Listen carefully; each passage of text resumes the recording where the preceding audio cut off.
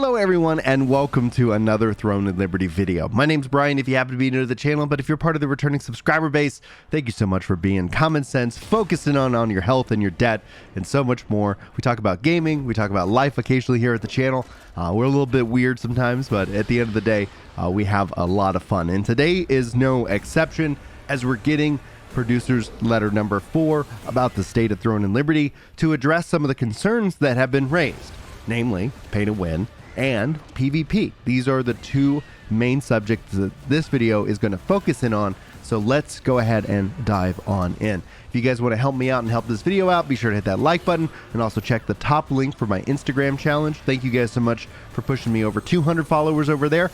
And if you use Instagram, check it out. It will help me out a lot, especially as a stand-up comedian here in the DFW area looking for networking. Anyway, all that being said, let's dive in. Now, just as a reminder, this is Google translated, so there might be a little bit of oddity, and I'll try and call that out and tell you what that means in English in that case. So let's start it. Hello, this is the Throne and Liberty producer, An Jong Ok. I've been contacted so many times since the showcase. There was encouragement from people who enjoyed watching it, and there was also some development advice. We took into any comments, among them that any responses that I don't believe that was announced in the showcase. In particular, I've heard a lot of predictions that it says BM, but it means Throne and Liberty won't be out as announced. And I don't feel sorry for you because you don't believe me. So what he's talking about here is people don't believe that the game is actually coming out. Of course, we know that trust can only be built when actions are backed up. And so by releasing when they say they're going to release, that will start to have that trust deposit started between the players who are skeptical and those who are the developers. And so I think that's really good. We will continue to work on the action, and trust is our biggest challenges, so stay tuned. So trust is built, almost in a way, it's like a bank account. If you do things that are trustworthy, you deposit into that account. Doing things untrustworthy takes out massive withdrawals, right? So, and if you end up with building up trust and withdrawing, it takes even more deposits to be able to start to mend those wounds. So trust, I think, is a very important aspect for PC gaming, for gaming overall, and especially MMOs in this case. Anyway, one thing I'd like to add is the ideal that Throne and Liberty that we are aiming for is a PC MMORPG where lots of players gather. The structure of Throne and Liberty is that the game also shares the direction and achieves this goal. I think you can guess from what you've been told through the showcase. We also confirmed a consensus that our global partner, Amazon Games, on the current direction, and we promise that the current stance will not change in either domestic or global services. When he's focusing on here, what the point of that paragraph is to hammer home this is a PC MMORPG, not a mobile MMORPG. We've seen, especially the explosion of mobile gaming. If you've been a gamer for longer than the last 10 years, you will absolutely understand what that looks like. But I think one of the things, especially one of the pushbacks we've seen on this game in the past, is that they were, I think, thinking about making it mobile, and you can stream this to your mobile phone, but it's important that they're saying PC MMO first in this case. Now, about collection contents, this is where it gets into the pay to win discussion. There's a lot to break down, so let's go ahead and dive into it. We've heard a lot of concerns about the content that is collected. I thought that it would be better to elaborate this part a little bit more, that I pledged to do my best. So I'd like to share some additional information that I couldn't share at the showcase. First, we've removed the concept of a rank from the armory and the feral transformation. All arm, and I'm butchering the words, and this is not on purpose. I'm dyslexic, and if it bothers you that I'm dyslexic, I apologize. I understand. I'm sure check out Jay Evenly for his coverage on Throne and Liberty. He's probably a better non-dyslexic resource in this case. Anyway, all Armity and Federal shapeshifters are of the same class and have the same performance. Feral transformation is a substitute for mounts, so it is a function such as the abilities that occur depending on the terrain that you're on.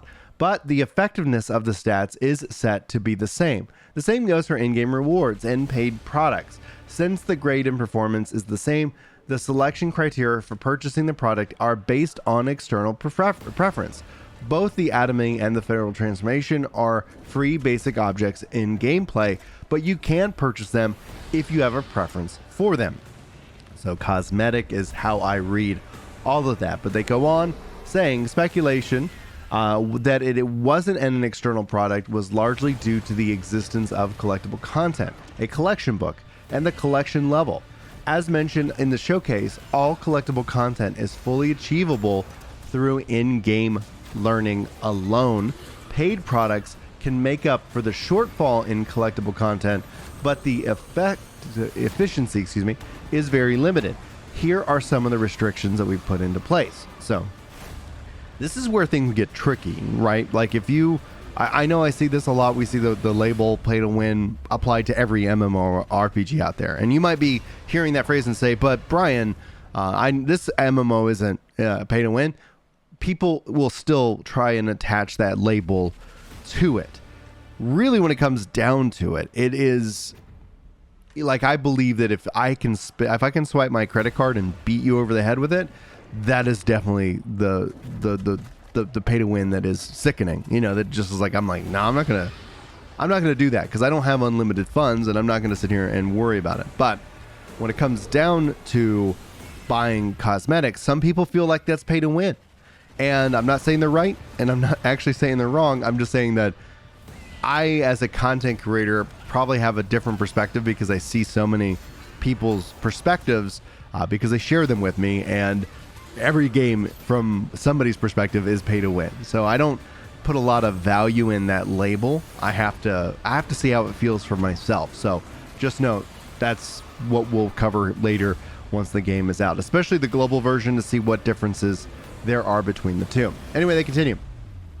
The maximum level requirement for the quantity table book, which unlocks a benefit based off the amount of amity possessed, is less than the sum of the event distribution, such as the content rewards and pre-orders. Now, I highlighted pre-orders here because I'm wondering if they're talking about like, where we see with free-to-play games, they have like founders packs and things like that. So you can end up getting all this stuff as a part of pre-ordering, and most likely it's usually tied to early access, yada, yada, yada.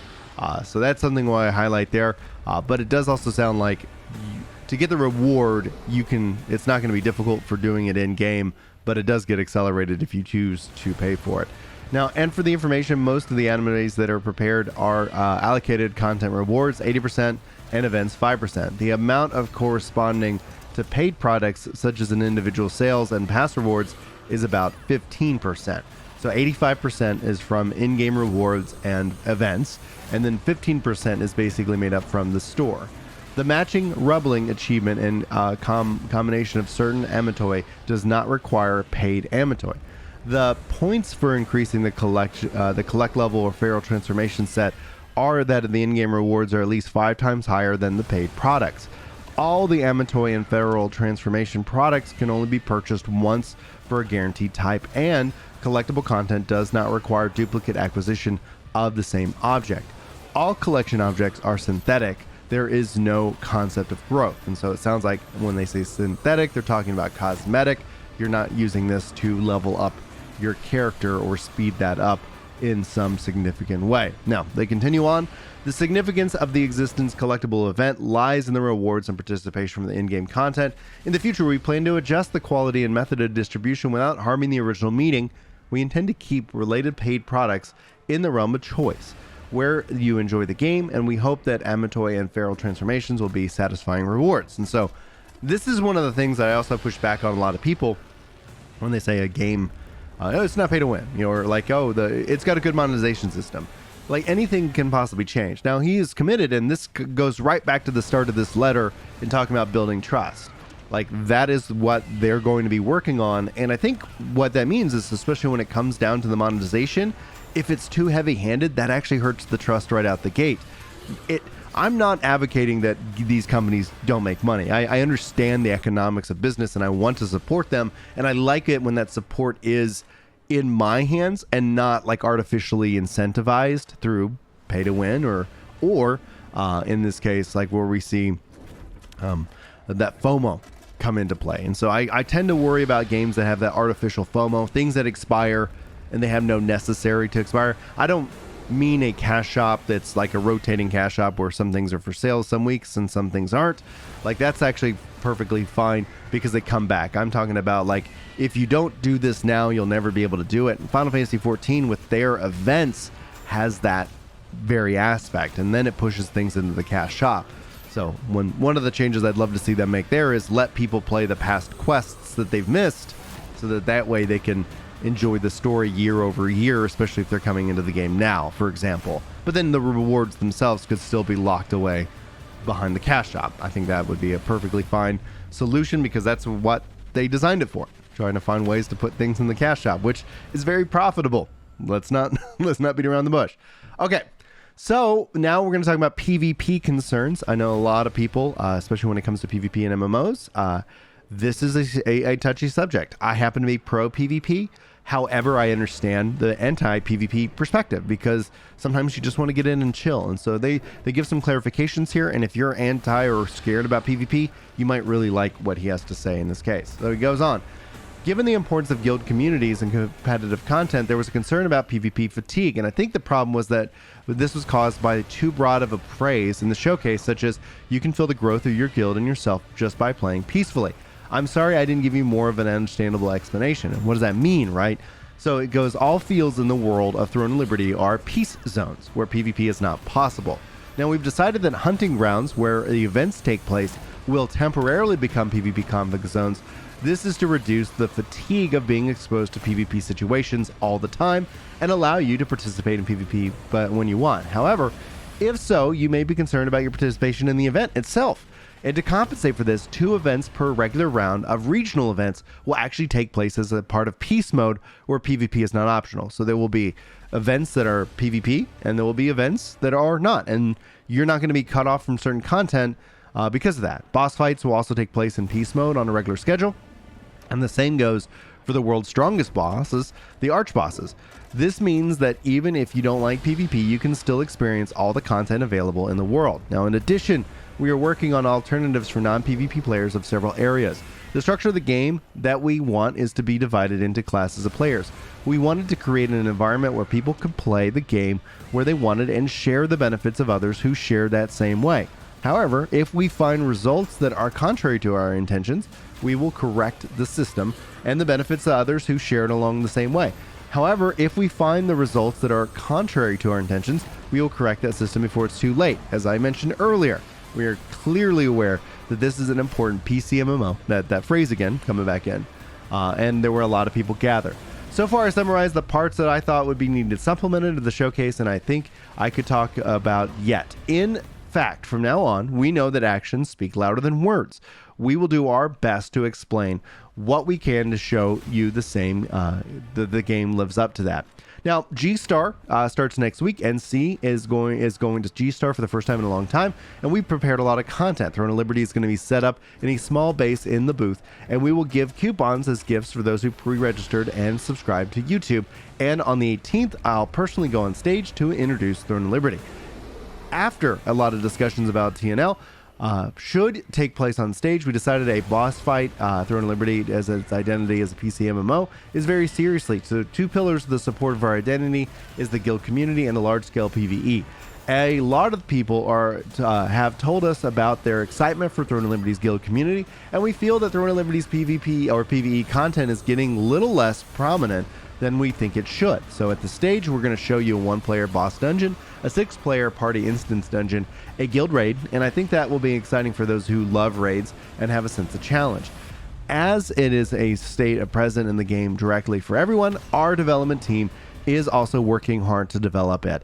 We will prepare a fun stage to meet your expectations, and after a trip to Russia, the launch is just around the corner. We will make sure that you don't use your busy schedule as an excuse to be unprepared for the launch.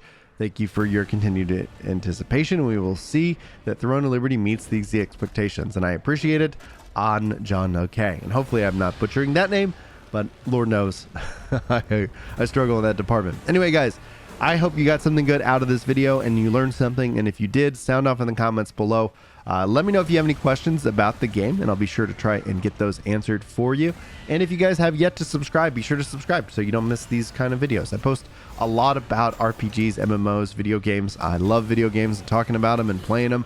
And so, yeah, this is hopefully a fun community that maybe you'll want to check it out. But it's okay if you don't either. No pressure. Anyway, thank you so much for being here. Hopefully you have a wonderful day, and hopefully I'll see you in the next video. But until then, take care.